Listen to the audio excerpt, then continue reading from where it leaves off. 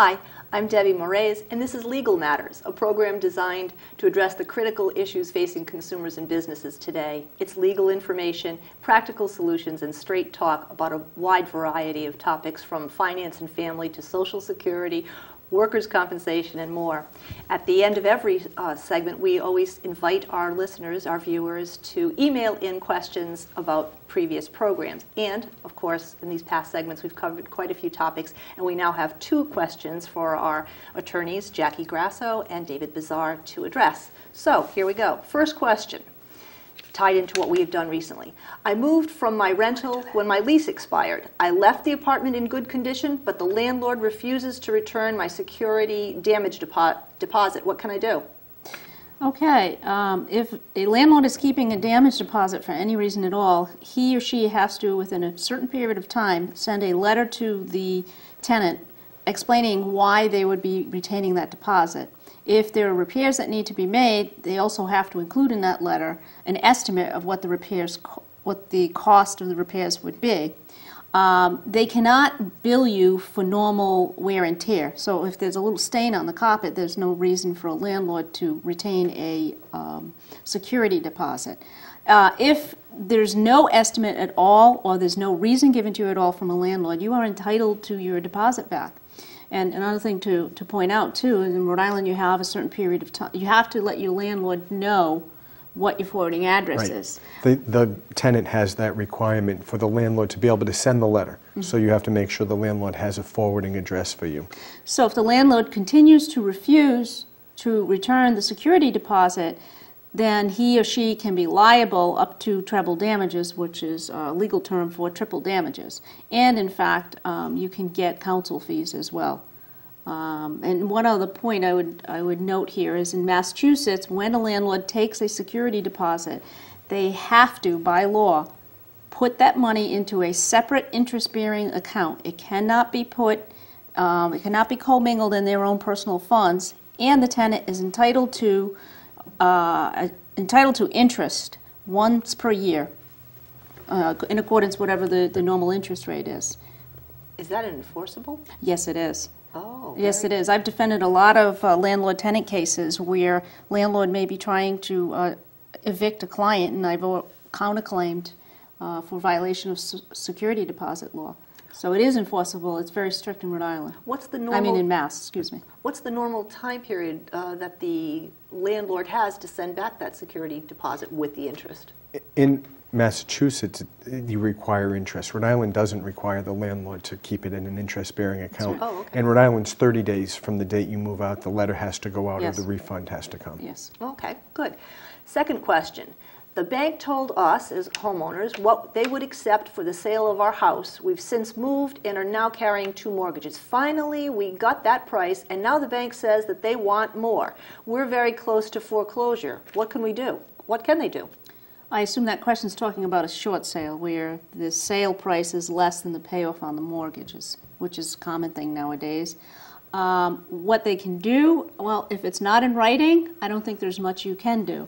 So if you do get a commitment from a bank for a price, make sure it's in writing. Always make sure it's in writing. Given that this question came in and they're alluding to a foreclosure, an imminent foreclosure, they'd probably be better off just letting the house go, because then they have to go through all the red tape to get the bank to approve it.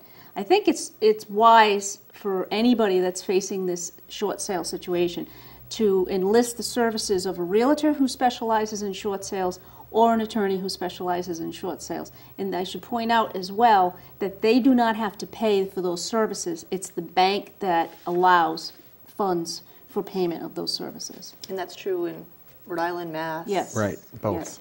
Okay, good. So onward and upward.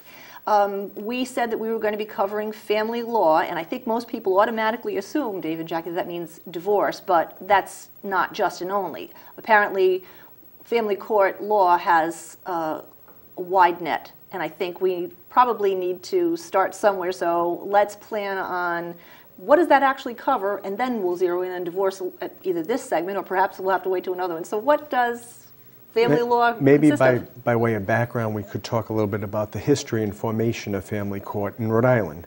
as a starting point, and we'll cover Massachusetts too, because family court in Rhode Island has jurisdiction set by the legislature. Initially, Superior Court was where divorces were heard, juvenile matters, and the types of things you now typically associate with family court. But in 1961 or thereabouts, the legislature created the family court as we know it today. So the jurisdiction they gave family court was jurisdiction over divorces, over juvenile cases, which are cases involving minors who commit crimes. DCYF matters are in the family court jurisdiction, and family court also has jurisdiction over certain criminal cases which may involve child abuse or charges that are related to the family in some form or fashion. So there's actually in Rhode Island a very limited calendar where you could actually have a jury trial. For the most part, there are no juries in family court in Rhode Island. Massachusetts is pretty similar, but they also have some other jurisdictions. Family court has a wider spectrum in Massachusetts. In Massachusetts, it's called the probate and family court. So unlike in Rhode Island strictly hears matters pertaining to family.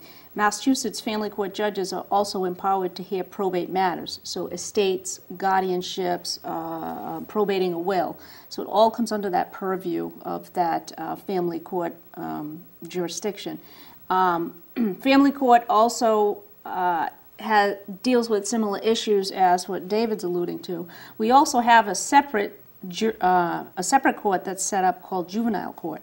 And what juvenile court deals with, much like family court in Rhode Island, wayward teens or delinquent teens, children that are charged with crimes, and with wayward teens or wayward minors, it's often called a CHINS in Massachusetts, which is children in need of services, similar to what Rhode Island has, which is a wayward minor.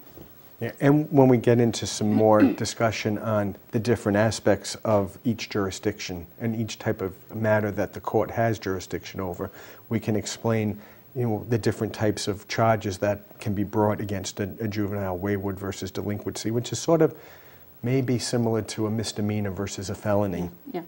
Just want to point out too, Rhode Island family court is not empowered to hear probate cases. Right. They will hear guardianships if they involve a minor child, but they are not empowered to hear probate cases. Probate courts are set up in cities and towns. They have them in each city and town in Rhode Island. See, that's different from Massachusetts. In Rhode Island, each city and town has its own probate court with jurisdiction over certain things that may be concurrent with family court or may be exclusive to one or the other.